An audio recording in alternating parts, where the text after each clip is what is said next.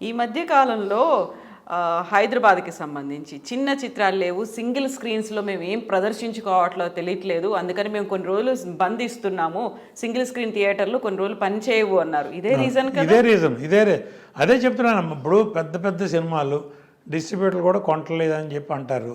చిన్న సినిమాలు ఇప్పుడు తమిళ్ మలయాళంలో చిన్న సినిమాలమ్మ 10 కోట్లలో తీసిన సినిమా 200 కోట్లు కలెక్ట్ చేస్తాను. ఆ మాత్రం తెలివితేటలు క్రియేటర్స్ మన దగ్గర లేరా? ఒకే డైరెక్టర్లో ఒక 10 మంది డైరెక్టర్ల మీదే పడాలా మనం? ఎవరికి ఒక హిట్ వస్తే ఆడ వెనకాల 10 మంది పడతారు. ఆడ అంతకుముందు ఒక ఫ్లాప్ తీసి ఉండొచ్చు, 2 ఫ్లాపులు తీసి ఉండొచ్చు. ఒక హిట్ రాగానే 10 మంది ప్రొడ్యూసర్లు వెళ్తారు. ఒక హీరోకి ఒక హిట్ రాగానే 10 మంది బాబు అందరూ బాబులే. ఇప్పుడు ఎక్కడి నుంచి ఎవరు డబ్బులు? ఎగ్జిబిటర్ థియేటర్ ఫీడింగ్ కోసం అడ్వాన్స్ ఇస్తాడమ్మా. వీళ్ళందరి దగ్గర అడ్వాన్స్లు తీసుకెళ్ళి డిస్ట్రిబ్యూటర్ ప్రొడ్యూసర్కి ఇస్తాడమ్మా. ప్రొడ్యూసర్ తీసుకెళ్ళి హీరోకి, ప్రొడ్యూసర్కి, ఆర్టిస్టులకి, టెక్నీషియన్స్కి ఇస్తాడు. అల్టిమేట్గా బెనిఫిట్ పొందేది వాళ్ళు, నష్టపోయేది వీళ్ళు, ప్రొడ్యూసర్, డిస్ట్రిబ్యూటర్, ఎగ్జిబిటర్. అట్లా ఎంతకాలం భరిస్తారు? వాళ్ళు సినిమా రిలీజ్ చేయాలంటే ఎగ్జిబిటర్లు అడ్వాన్స్ ఇచ్చే పొజిషన్లో లేరు.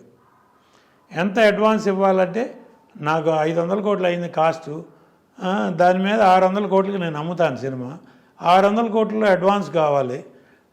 ఆ కొనుక్కున్న వాళ్ళు ఏదో ఎక్స్ట్రా వేసుకుని వాళ్ళు అడుగుతారు. ఇస్తే బ్లాక్ అయిపోతుంది. ఆ ఎగ్జిబిటరు, డిస్ట్రిబ్యూటరు మళ్ళీ ఇంకో సినిమాకి వెళ్ళే పరిస్థితి లేదు. ఆ ప్రొడ్యూసర్ దగ్గర, డిస్ట్రిబ్యూటర్ దగ్గర రికవరీ లేదు. అందరూ లాస్ పోయారుగా. ఎక్కడికి వెళ్ళింది ఈ మూటలన్నీ అంటే ఒక చోటకి వెళ్ళినాయి, 2 చోట్లకి వెళ్ళి. అట్లా సక్సెస్ రేట్ ఎంతమ్మా? Maximum 5 to 7%. సంవత్సరానికి 200 సినిమాలు వస్తే 14-15 సినిమాల కంటే హిట్లు చూపిండి. ఎవరిదన్నా కానీ, ఏ హీరోలు ఎవరిదన్నా కానీ 200 సినిమాలు వస్తాయి, చిన్న పెద్ద అన్నీ కలిపి. వాటిలో ఇండస్ట్రీని పోషించే చిన్న నిర్మాతలేగా. పెద్ద హీరోల సినిమాలు ఎన్నో వస్తాయి? ఒక హీరో సంవత్సరానికి ఒక సినిమా చేస్తాడు. 20 మంది హీరోలు ఉన్నారు, 20 సినిమాలు. మిగతా 180 సినిమాలు ఎవరు? చిన్న సినిమాలు, చిన్న నిర్మాతలేగా. వాళ్ళు ఏదో కథలు నమ్ముకునో, డైరెక్టర్ నమ్ముకునో, ఏదో సినిమా ప్యాషను వస్తారమ్మా. వాళ్ళని మనం ఎంకరేజ్ చేయాలా వద్దా? ఎంకరేజ్ చేయకుండా చిన్న సినిమాలకి థియేటర్లు ఇవ్వకుండా లీజు, ఇప్పుడు 1 లక్ష రూపాయలకి లీజు తీసుకుని 2 లక్షలకి ఛార్జ్ చేస్తారు డిస్ట్రిబ్యూటర్కి. ఎవరు ఏంటని కాదు, ఇండస్ట్రీ అదేమంటే థియేటర్ రన్నింగ్ లాస్ వస్తుంది, ఆ లాస్ కవర్ చేయాలంటే సినిమా ఉన్నప్పుడు ఎక్స్ట్రా వేసి కవర్ చేసుకోవాలి. వాళ్ళ ఆర్గ్యుమెంట్ వాళ్ళదే, వాళ్ళే తప్పట్టం. అసలు రెంటల్ సిస్టమ్ రావటమే దరిద్రం. ఈ రోజుకి మలయాళంలో పర్సంటేజ్ సిస్టమే, పీవీఆర్ మాల్స్ అన్నీ పర్సంటేజ్ సిస్టమే. ఆ సిస్టమ్ మిగతా థియేటర్లన్నీ ఎందుకు రావు? ఎంతన్నా రాని, సినిమా హిట్ అయితే ఒక రకం రెవెన్యూ వస్తుంది, ఫ్లాప్ అయితే ఒక రకం రెవెన్యూ. 100 రూపాయలు వస్తే 50 రూపాయలు తీసుకుందాం. ఆ 50 రూపాయలనే నేను బతికానో లేదో నా తిప్పలో, మీరు బతికారో లేదో మీ తిప్పలో. అసలు ఆ 100 రూపాయలు నేనే రెంట్ లాగా తీసుకుంటాను, మీకు 100 రూపాయలు, మీకు 10 పైసలు కూడా ఇవ్వరంటే అక్కడే కదా డిస్ట్రిబ్యూటర్లు, ప్రొడ్యూసర్లు దెబ్బతినేది. 200 సినిమాలు వస్తున్న రోజుల్లో 180 సినిమాలు ఫ్లాప్ అంటే ఊహించండి అమ్మా. ఈ మధ్య కాలంలో వస్తున్నటువంటి భారీ బడ్జెట్ చిత్రాలతో పాటుగా మల్టీ స్టారర్ చిత్రాలు, పాన్ ఇండియా చిత్రాలు, పాన్ వరల్డ్ చిత్రాలు అనేవి వస్తున్నాయి. ఒక్కొక్కటి 600 కోట్లు, 700 కోట్లు, 1000 కోట్లతో నిర్మిస్తున్నటువంటి చిత్రాలు, ఆ తర్వాత వస్తున్నటువంటి కలెక్షన్లు, ఇవి ఇంతకాలం భారీగా సాగడంతో దీని మీద డిపెండ్ అయి ఉన్నటువంటి ఫ్యామిలీలు కూడా ఎక్కువ కాలం బతుకుతున్నాయి కదా, ఏ సినిమా ఆధారంగా అనేది కూడా. ఇదే సినిమా ఆధారంగా బతుకుతున్నారమ్మ. అదొక వింగ్ అమ్మ. అట్లా ఎన్ని ఉంటాయి? నేను చెప్పినట్టు 20 సినిమాలు ఉంటాయి. మిగతా 180 సినిమాలు చిన్న సినిమాలేగా, దాని మీద కూడా బతుకుతున్నారుగా. సినిమా అనేది ఉంటే 100 మంది, 100 ఫ్యామిలీలు బతుకుతాయిగా. మినిమం 100 క్రూ కదా. 100 క్రూకి మనం అన్నం పెడుతున్నాం.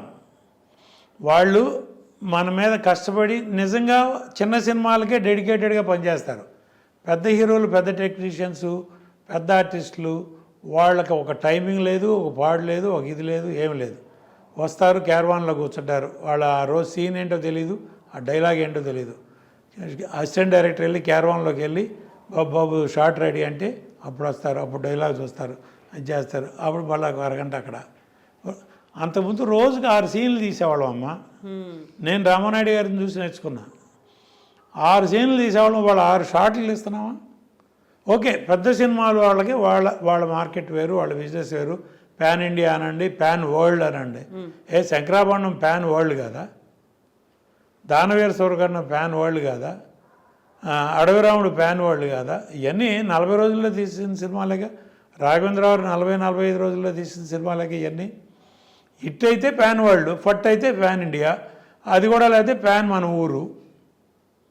అంతకుమించి ఏముందమ్మా? ఇప్పుడు ఊరే మనం అది బలుపు, లేకపోతే అది నిజంగా ఎనర్జీయా, మీకు నిజంగా బలమా బలుపా?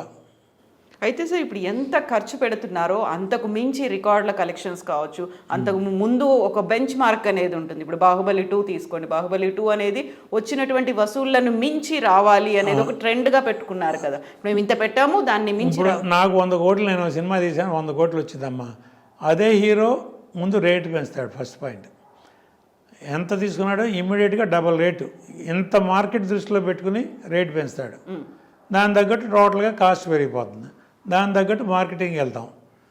అల్టిమేట్గా 100 కోట్లు అనుకున్న సినిమా 200 కోట్లు అవుతుంది. 200 కోట్లకి అమ్ముతాం, డిస్ట్రిబ్యూటర్లు నష్టపోతున్నారు. అదొక వార్సు.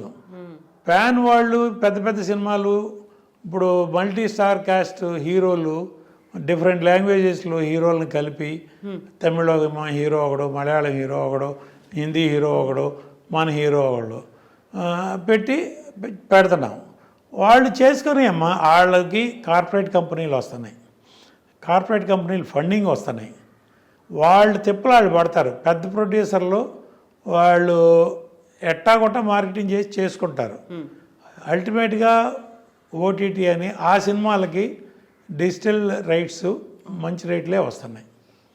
ఇప్పుడు అవేర్నెస్ ఏంటంటే లేటెస్ట్గా డిజిటల్ వాళ్ళందరూ కుంభక్ అయిపోయారు. వాళ్ళందరూ సిండికేట్ అయిపోయి వాళ్ళకి సఫిషియెంట్ సబ్స్క్రైబ్ అయిపోయింది. మాకు కూడా పెద్ద హీరోల సినిమాలు తప్పితే చిన్న సినిమాలు అక్కర్లా. పెద్ద హీరోలు కూడా ప్యాన్ వరల్డ్ అంటే ఒక లాంగ్వేజ్లో మీరు సినిమా తీస్తే 4 లాంగ్వేజ్లో డబ్ చేసి 5 లాంగ్వేజ్ల సాఫ్ట్వేర్ వాళ్ళకి ఇవ్వాలి. 5 లాంగ్వేజ్లో వాళ్ళ నెట్ఫ్లిక్స్, అమెజాన్ వాళ్ళు వాడుకుంటారు.